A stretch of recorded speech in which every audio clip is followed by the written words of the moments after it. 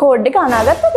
හිතන්න ඔයා පැය ගාණක් මහන්සියලාලු ෆීචර් එකක් හැදුවා කියලා. හැබැයි අන්තිමට බලද්දි මුළු ප්‍රොජෙක්ට් එකම එරස් ගොඩක්. දැන් කරපු දේවල් අඳු කරන්නත් බෑ. ඉස්සරහට යන්නත් බෑ. ප්‍රෝග්‍රෑමර්ස් වලට මේ වගේ දේවල් වෙනවා. අද මම කියලා දෙන්න යන්නේ Git වල තියෙන time travel tricks කීපයක් use කරලා ඔයාලා අනාගත ප්‍රොජෙක්ට් එක කොහොමද ආයෙ තිබ්බ විදිහටම හදාගන්න කියලා. අපි බලමු Git checkout, pivot, stash කියන magic commands තුන use කරන්නේ කොහොමද කියලා.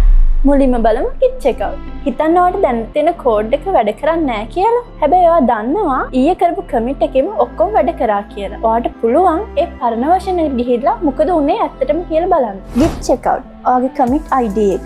මෙතනදි වෙන්නේ ඔයාගේ මුළු project එකම අර පරණ තිබ්බ විදියටම తాවකාලික වෙනස් වෙන එක. එතකොට ඔයාලට පුළුවන් කොතනද වැරදුනේ කියලා හොයාගන්න. හැබැයි ඔයා දැනටමත් වැරදි කෝඩ් එක commit කරලා නම් තියෙන්නේ delete කරලා හරියන්නේ නැහැ. ඒකට use කරන්න ඕනේ git pivot. Git pivot ඔයාගේ commit ID එක.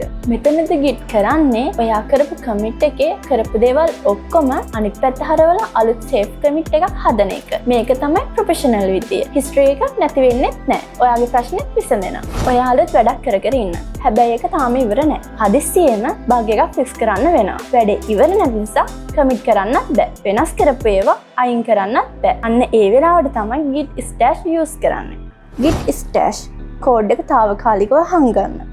git stash pop වැඩේ ඉවර වෙලා අපහො ගන්න. ස්ටෑෂ් කරපු ගමන් ඔයාගේ කෝඩ් එක අන්තිමට තිබ්බ ක්ලීන් තත්ත්වයට එනවා. ඔයා වෙන වැඩක් කරලා ඇවිත් ආපහු ස්ටෑෂ් පොප් කරපු ගමන් කර හිටපු වැඩේ තැනින්ම පටන් ගන්න පුළුවන්. ඉතින් ඔයාට මේ කමාන්ඩ්ස් තුන හරියටම යූස් කරන්න පුළුවන් නම් ඔයා කෝඩ් එක කොච්චර අනාගත ඔයාට බය වෙන දෙයක් නැහැ. මම හිතනවා මේ ටිප්ස් ටික ඔයාගේ ප්‍රෝග්‍රෑමින් ලයිෆ් එකට යූස්ෆුල් වෙයි කියලා. මේ වගේ ටිප්ස් තවත් දැනගන්න ඕන නම් අපිව ෆලෝ කරලා තියාගන්න. ඊළඟ වීඩියෝ එකේ හම්බ වෙමු.